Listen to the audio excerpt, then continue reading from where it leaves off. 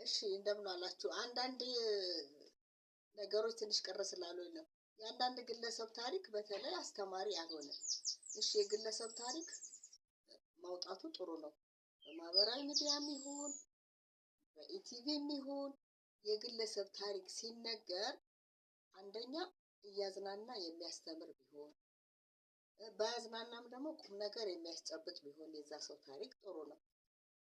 እና ተነስቶ አንዳንድ ጋዜጠኛም ይሁን ምን የጓዳውን ሳይቀር የበላውን የለበሰውን ዛሬ ከሚስቱ ተፋታ፣ ዛሬ ተጋባ፣ ዛሬ በዚህ ወጣ፣ ዛሬ በዚህ ወረደ፣ ዛሬ ይሄን ለበሰ፣ የውጭ ሳይቀር የውጭ ዘፋኝ ሳይቀር የሀገር ውስጥ ሳይቀር የግለሰብ ጓዳ እኛም ምን አገባን? ከሌ ይሄን ለበሰ፣ ከሌን አገባ፣ ከሌን ፈታ፣ በዚህ ይሄን ወጣ፣ በዚህ ወረደ እያላችሁ ምንም ለግለሰብ የማስተምር ወይ የማዝናና ጓዳቸውን እየፈተሻችሁ ከውጭ ዜጋም እንዲሁ በተለይ ዜና ላይ ሁሉ በቀጥታ ይነገራል።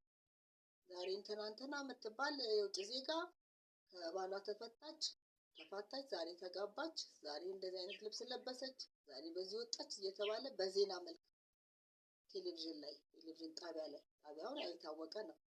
ይህ ሁሉ ለምን አስፈለገ? ማንን ሊያስተምር ነው? ወጣቶችን ነው የሚያስተምረው ወይስ ማንን ሊያስተምር ነው? አስተማሪ ቢሆን ቁም ነገር ሰራ ወይም እንደዚህ አዝናና ተብሎ ቢነገር ያ ግለሰብ ጥሩ ነው። የግለሰብ ታሪክ ጭራሽ ነገር አይደለም። ግን አላስፈላጊ ምርኪ ነገር ሁሉ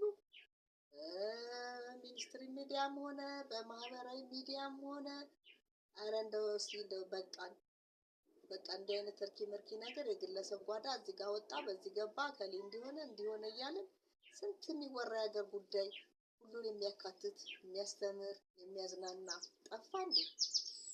ኧረ እባካችሁ አንድ በሉልን፣ የሚመለከታችሁ ክፍሎች አንድ በሉልን። እንዲህ አይነቱ ዜና እኛ ስልችት ነው ያለን በቃ። እና ስላዳመጣችሁኝ